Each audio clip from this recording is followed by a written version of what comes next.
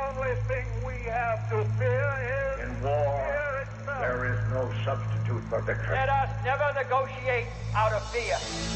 We stand undivided, forever united, fighting hand in hand for the liberty we've earned, for glory and honor, for our sons and daughters, ever mindful of the lessons we've learned. Let the torch of freedom burn.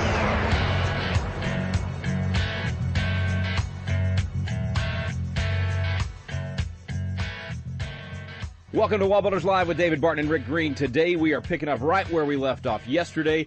We've been covering Section 4 out of Constitution Alive with David Barton and Rick Green. And in that series, we're covering the entire Constitution, every article, every amendment.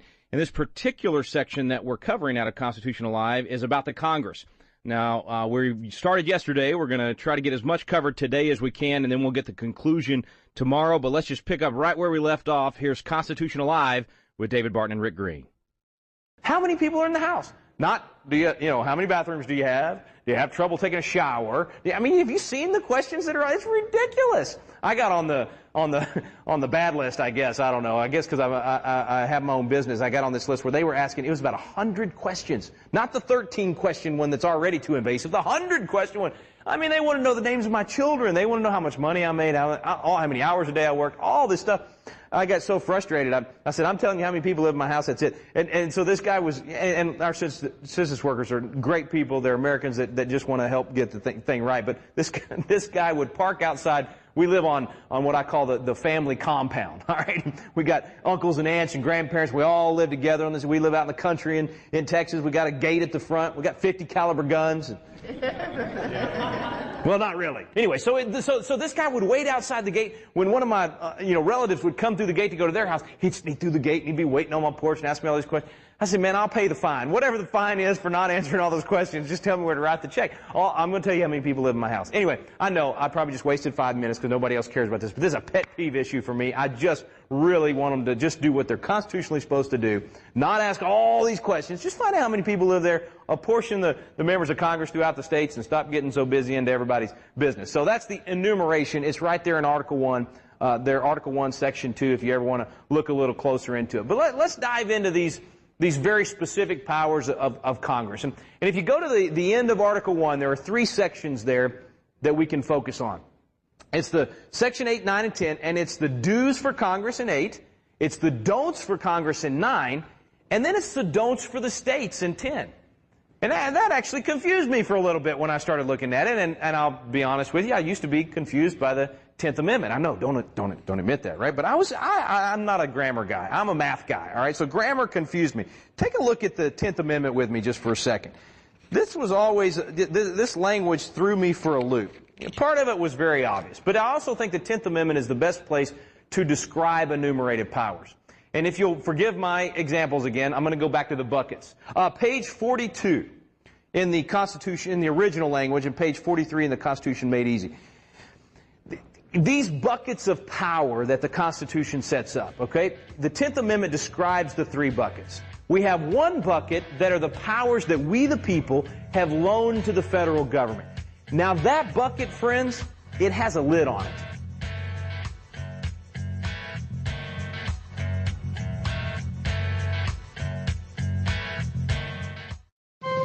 This is David Barton with another moment from America's history. Christians have always believed that the greatest life-changing experience available to any individual is a personal relationship with Jesus Christ, and the testimonies of numerous converts confirm the dramatic changes which often accompany salvation. One such testimony of change comes from founding father Noah Webster, who explained, "I was led by a spontaneous impulse to repentance, prayer, and entire submission and surrender of myself to my Maker and Redeemer. I now began to understand and relish many parts of the Scriptures which before appeared mysterious and unintelligible. In short, my view of the Scriptures, of religion, of the whole Christian scheme of salvation, and of God's moral government are very much changed. The power of God to change a life yielded to Him was just as evident at the time of the Founding Fathers as it still is today." For more information on God's hand in American history, contact WallBuilders at 1-800-8-REBUILD. Let the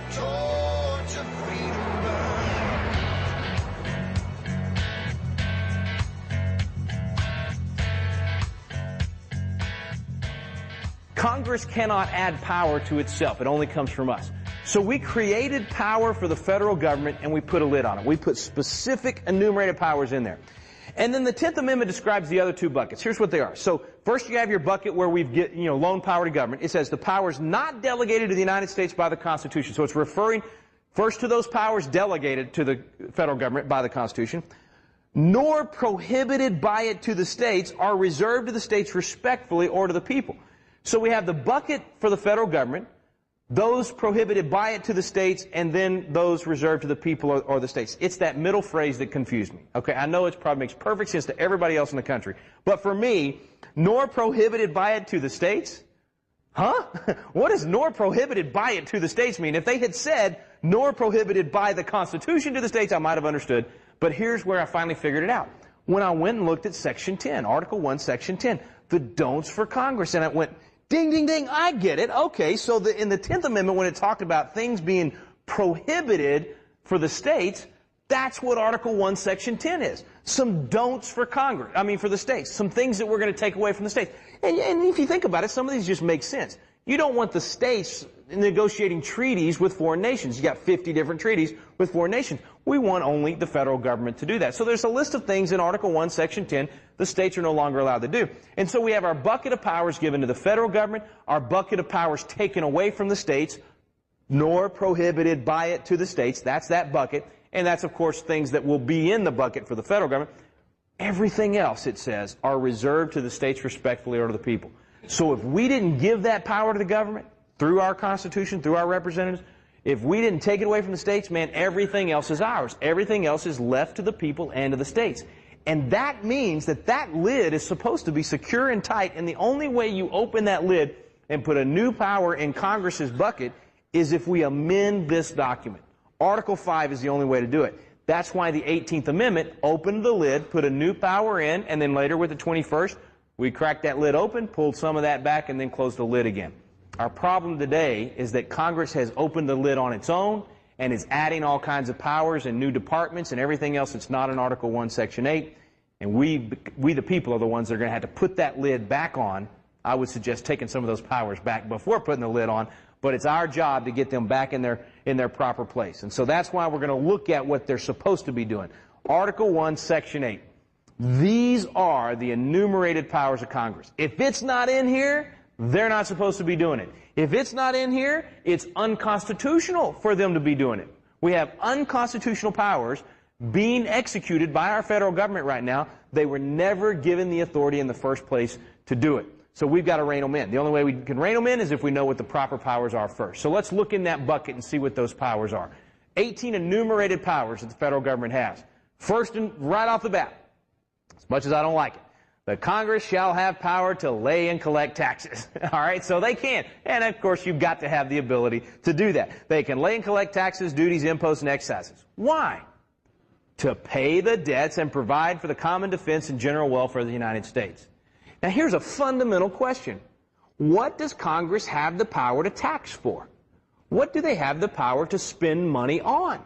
This question was debated early by these guys, obviously, when they did the Constitution, and even within the first few decades, when people tried to start opening that lid and adding some powers for the federal government, others that had been part of the debate said, whoa, time out, I was there. You're not supposed to do that unless you amend the Constitution. So let's take a look at this phrase we already mentioned, general welfare. Now, general welfare today means I can pass anything in Congress I want because I'm helping the general welfare. I'm providing for the welfare of the people. And that tends to be the actions coming out of Washington, D.C. What did these guys say it was supposed to mean? Take a look there on your screen. When you look at the language in Article 1, Section 8, general welfare does not just suddenly appear by itself. There's no individual sentence that says, oh, federal Congress does anything that's for the general welfare of the people. It's in the context of this longer phrase that says what? To pay the debts and provide for the common defense and general welfare of the United States. Interesting to me. When I started reading the debates of what they actually said and did here, when I started reading their commentaries, let's take Madison, for instance. I mean, James Madison is the father of the Constitution. If there's an expert that can tell us what happened in this room, Madison's probably the best guy. Now, Gouverneur Morse spoke more at the convention. James Wilson spoke the second most. Morse 173 times. Wilson 168 times. So, I mean, they were very influential over the document. But Madison, I think, has earned that place of being the father of the Constitution, the guy that everybody goes to as the expert. Madison tells us that during all those debates, general welfare wasn't even discussed until at the very end. It was a non-issue. It was in the Articles of Confederation talking about the states, the general welfare of the states, and throughout the convention, they ignored it. In fact, they'd ignored something else throughout the convention. They hadn't talked about the debts of the Confederacy and how they were going to deal with that. And so right at the end, in a conversation dealing with the debts and how you pay for the debts, the phrase general welfare got inserted into this sentence. And here's where the conversation was going. They were saying, look, what's a proper tax for the federal government? Well, what's a proper thing to spend money on? Well, obviously, if you go to war, you got to pay for that war. And it's the job of the nation, the federal government, to protect the system, the general welfare of the system, by fighting any foreign enemy. And almost always when you fight a war, you're going to run up some debt, right? You're going to have to borrow money to fight that war. And so what these guys said was if you did that and you ran up a debt, then as soon as that war was over, you should cut, tighten the belt, do whatever it takes to pay that debt off. And so many of the guys that sat in this room, either for the Constitution or the Declaration, gave us great quotes about the fact that if you carry debt over to the next generation, it's theft. That you're stealing from the next generation. If you borrow more in your generation than you can pay off, you have stolen from your children and your grandchildren. So get that stuff paid off. And so in the context of that mindset, these guys said, it's a proper function of the federal government to defend the nation, and then it's a proper function of the federal government to have taxes that they can raise the money to pay off those debts that were necessary to defend the nation. That was the context of this phrase. I find it quite interesting that they wanted you to be able to raise taxes to pay the debts so that you could protect the general welfare. And today, we run up the taxes and run up the debt to supposedly take care of the general welfare. We're really taking care of individual welfare, not general welfare. We're destroying the general welfare for somebody's individual welfare. We're running up the taxes, and we're not even paying the debt. So we've got trillion-dollar debts that are hurting the general welfare instead of doing what these guys did. Now, here's the problem. We talked earlier about original intent and phraseology. Even Madison himself talking about how if you change the phraseology or the meaning of the phraseology to modern times, that would change the Constitution itself. Here's a better description. Well, actually, let me give you Hamilton first. General welfare means different things to different people today. What we need to know is what did it mean to these guys? Because what they meant by it is the meaning the Constitution today should still have. And I actually should address this whole idea of the Constitution alive, all right? We want to bring the Constitution alive. That doesn't mean we believe in this living, breathing document theory that a lot of people have out there. That's really the two different views of the Constitution. You have guys like Souter on the court and others that say, oh, it's a living, breathing document, which means it needs to change with the times and change with the people, and I have to change it because I'm on the Supreme Court. So if 5 of the 9 justices on the Supreme Court decide to change something in the Constitution, well, it's alive and we can do that. No, no, no. Constitution alive means that this document is still alive. It is still applicable today to our lives. And if we don't like what's in here, we can amend it.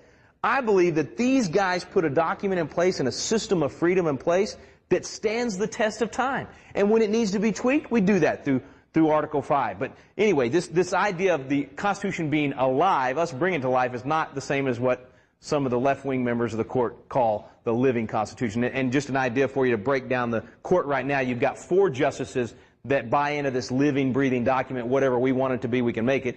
And you've got 4 justices that are strict constructionists, originalists. What I believe in, saying you judge it based on what these guys said, not what the court today says. And then, of course, there's Justice Kennedy in the middle, which means virtually every decision depends upon what Justice Kennedy had for breakfast that day. And however he feels, that's what the decision ends up being. He's the deciding vote almost every time. But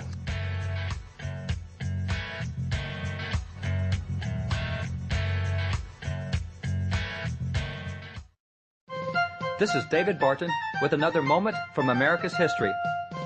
The key to a self-governing nation is self-governing people, and the key to personal self-government is to live by the standards in God's Word. If someone cannot control himself by those standards, then our Constitution certainly will be unable to restrain him. Understanding this, John Adams declared, "We have no government armed with power capable of contending with human passions unbridled by morality and religion. Greed, ambition, revenge, or seduction would break the strongest cords of our Constitution as a whale goes through a net. Our Constitution was made only for a moral and religious people. It is wholly inadequate to the government of any other. John Adams believed that successful government rested not upon our great Constitution, but rather upon moral and religious people. For more information on God's hand in American history, contact WallBuilders at 1-800-8-REBUILD. Let the torch of freedom burn.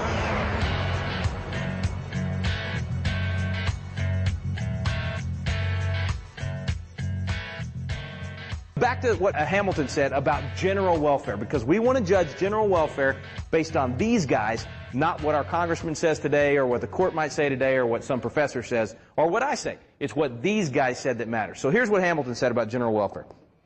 He said, the welfare of the community of states is the only legitimate end for which money can be raised from the community. So if you go back to the phrase that we were just reading, let's jump back over there to Article 1, Section 8, page 12 and 13. So 13 if you're looking at the Constitution Made Easy, 12 if you're looking at the original. So to pay the debts and provide for the common defense and general welfare of the United States. So he's saying the only thing that the federal government can raise money for is for a general purpose. So here's what he goes on to say.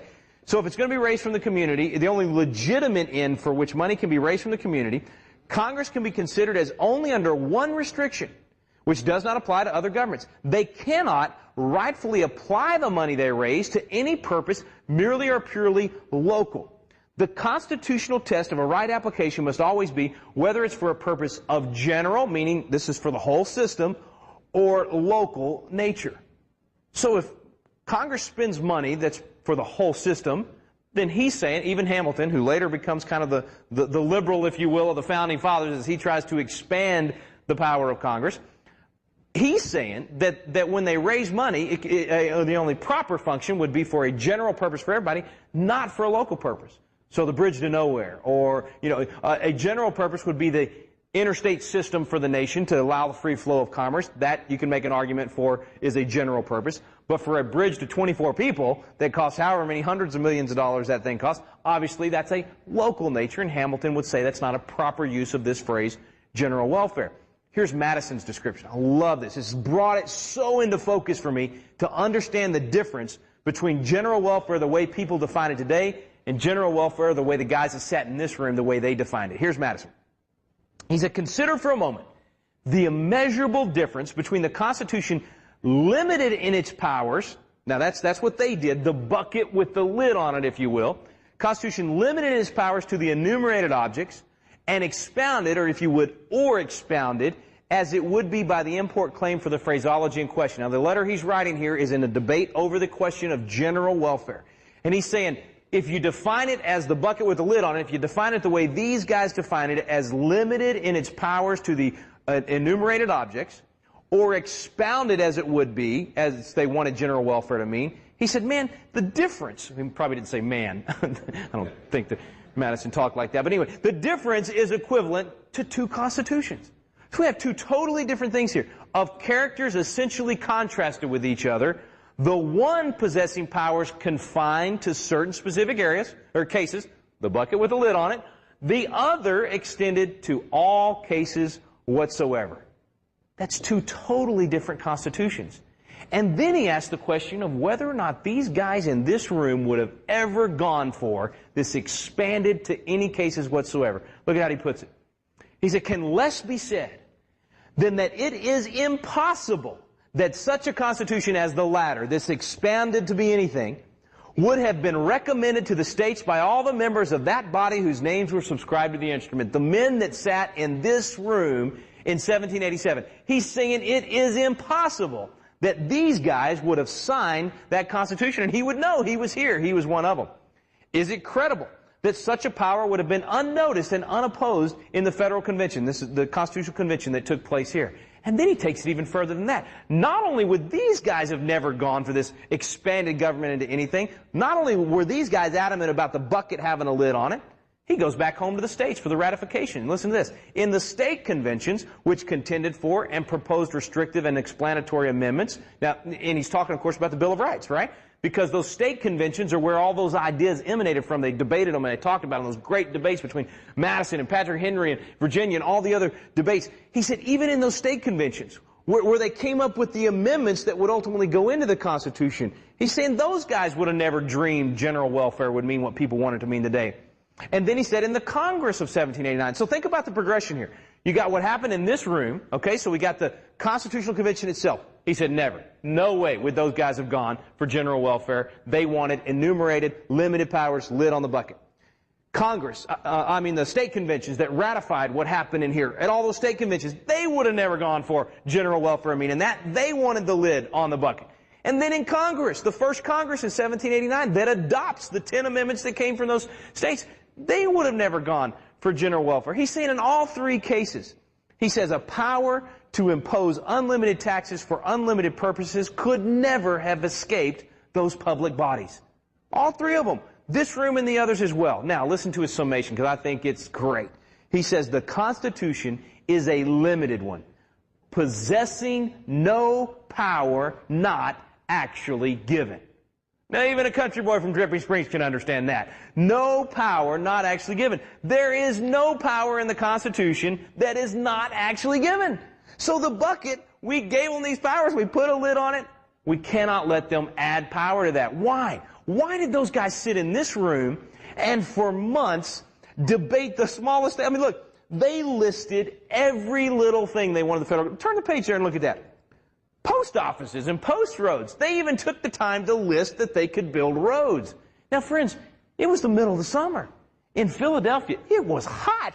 Man, they had the windows shut off, the doors closed, didn't want anybody to listen to what they were doing. They were wearing those 15 layers of clothes they wore back then. These guys were sweating it out, let me tell you. And here they are in that heat, sweating it out, and they're willing to take the time to list every little thing that Congress could do. Why? Why would they do that? I'm asking, why would they do that? Limited government and a distrust. What's the rest of that quote say? Carrying on the face of it a distrust of power. These guys didn't trust power any more than you and I do. They understood the nature of man, the depravity of man, that if you give power to somebody, Jeremiah 17:9 says, the heart is evil, no man can know it. These guys said that's why they wanted separation of power, because the heart is evil, no man can know it. So we didn't want to put too much power in anybody's hands. And in fact, we wanted to define very carefully what that power was and put every little thing in writing. Everything in the bucket is in writing right here. That's why they did it for us, friends.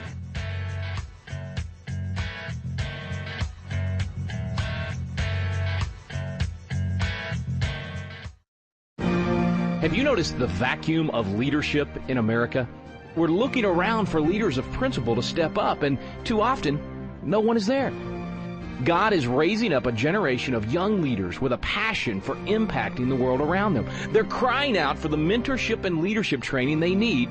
Patriot Academy was created to meet that need. Patriot Academy graduates now serve in state capitals around America, in the halls of Congress, in business, in the film industry, in the pulpit, and every area of the culture. They're leading effectively and impacting the world around them.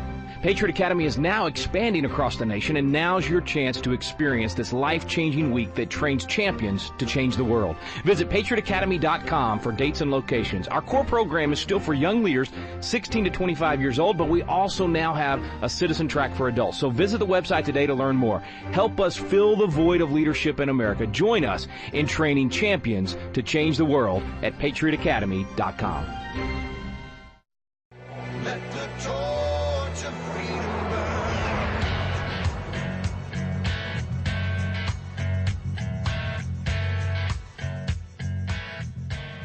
Enumerated powers, we've lost that concept in America. We've got to teach the rising generation to be free, and the way we do that is we give them the details. We show them exactly what the Constitution gave the federal government the power to do. Now, we're not going to have time to go through every one of those powers, but there's a couple of examples I want to run through here. Now, general welfare, by the way, have you noticed that's kind of become a loophole? That's become a loophole so big you can drive a Mack truck through it. I mean, that has become a phrase you hear over and over and over again from members of Congress, that they have the power to do something because of general welfare. Well, you know, there's some other loopholes. What would you guess out of the Constitution are some other phrases that have become loopholes for the federal government to get around those limits. What would you say is necessary and proper? Necessary and proper clause, exactly right. And one more. What's another big one? Public good. Public good, absolutely. Then there's one that actually that healthcare, they tried to cram healthcare through. What's that one? Interstate trade. Interstate trade, but we call it the Commerce Clause. Now let's say it all together. Commerce Clause. That's right. Okay, so the Commerce Clause is enough. So you got necessary and proper clause for good, the general welfare, the Commerce Clause. I mean, these have become loopholes that they shove anything into instead of sticking with the bucket. So the best way for us as citizens to close the loophole is to go back to those words in the Constitution and say, well, what did they really mean? We already did general welfare. What did they mean by Commerce Clause? What did they mean by necessary and proper? What did those things really mean? All right, friends, we're out of time for today. You've been listening to Constitution Alive with David Barton and Rick Green. Today was the second in a three-part series. Tomorrow we'll get the conclusion. This is that entire program that we did both in Independence Hall, where the Constitution was framed, and also in the WallBuilders Library, pulling those original documents off the shelf, teaching you about what the Founding Fathers originally intended for the Constitution. And in this particular series this week, this three-part series, we're covering Section 4 out of Constitution Alive, which has to do with the Congress and those enumerated powers. So be sure to tune in tomorrow. We'll get the conclusion of this three-part series on Constitution Alive. You've been listening to WallBuilders Live. We stand undivided, forever united, fighting hand in hand for the liberty we burn, for glory and honor, for our sons and daughters, ever mindful of the lessons we've learned. Let the torch of freedom burn.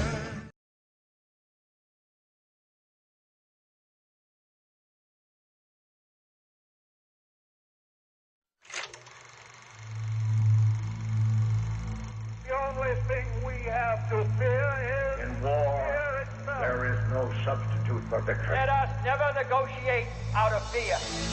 We stand undivided, forever united, fighting hand in hand for the liberty we've earned, for glory and honor, for our sons and daughters, ever mindful of the lessons we've learned. Let the torch of freedom burn.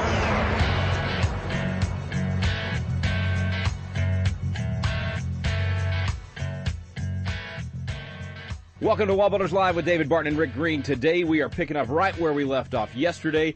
We've been covering Section 4 out of Constitution Alive with David Barton and Rick Green. And in that series, we're covering the entire Constitution, every article, every amendment. And this particular section that we're covering out of Constitution Alive is about the Congress. Now, we started yesterday. We're going to try to get as much covered today as we can, and then we'll get the conclusion tomorrow. But let's just pick up right where we left off. Here's Constitution Alive with David Barton and Rick Green. How many people are in the house? Not, how many bathrooms do you have? Do you have trouble taking a shower? I mean, have you seen the questions that are, it's ridiculous. I got on the bad list, I guess. I don't know. I guess because I have my own business, I got on this list where they were asking, it was about 100 questions. Not the 13 question one that's already too invasive, the 100 question one. I mean, they want to know the names of my children. They want to know how much money I made, how many hours a day I worked, all this stuff. I got so frustrated. I said, I'm telling you how many people live in my house, that's it. And so this guy was, and our census workers are great people. They're Americans that just power that the Constitution sets up, okay? The 10th Amendment describes the three buckets. We have one bucket that are the powers that we, the people, have loaned to the federal government. Now that bucket, friends, it has a lid on it.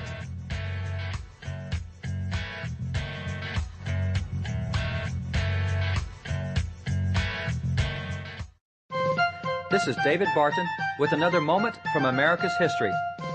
Christians have always believed that the greatest life-changing experience available to any individual is a personal relationship with Jesus Christ, and the testimonies of numerous converts confirm the dramatic changes which often accompany salvation. One such testimony of change comes from Founding Father Noah Webster, who explained, "I was led by a spontaneous impulse to repentance, prayer, and entire submission and surrender of myself to my Maker and Redeemer. I now began to understand and these very specific powers of Congress. And if you go to the end of Article 1, there are three sections there that we can focus on. It's the Section 8, 9, and 10, and it's the do's for Congress in 8, it's the don'ts for Congress in 9, and then it's the don'ts for the states in 10. And that actually confused me for a little bit when I started looking at it, and I'll be honest with you, I used to be confused by the 10th Amendment. I know, don't admit that, right? But I'm not a grammar guy. I'm a math guy, all right? So grammar confused me. Take a look at the 10th Amendment with me just for a second. This was always, this language threw me for a loop. Part of it was very obvious, but I also think the 10th Amendment is the best place to describe enumerated powers. And if you'll forgive my examples again, I'm going to go back to the buckets. Page 42 in the Constitution, in the original language, and page 43 in the Constitution Made Easy. These buckets of, I want to help get the thing right, but this guy would park outside. We live on what I call the family compound, all right? We got uncles and aunts and grandparents. We all live together on this. We live out in the country in Texas. We got a gate at the front. We got 50 caliber guns. Well, not really. Anyway, so this guy would wait outside the gate when one of my relatives would come through the gate to go to their house. He'd sneak through the gate and he'd be waiting on my porch and ask me all these questions. I said, man, I'll pay the fine. Whatever the fine is for not answering all those questions, just tell me where to write the check. I'm going to tell you how many people live in my house. Anyway, I know I probably just wasted 5 minutes because nobody else cares about this, but this is a pet peeve issue for me. I just really want them to just do what they're constitutionally supposed to do, not ask all these questions. Just find out how many people live there, apportion the members of Congress throughout the states, and stop getting so busy into everybody's business. So that's the enumeration. It's right there in Article 1. Article 1, Section 2, if you ever want to look a little closer into it. But let's dive into these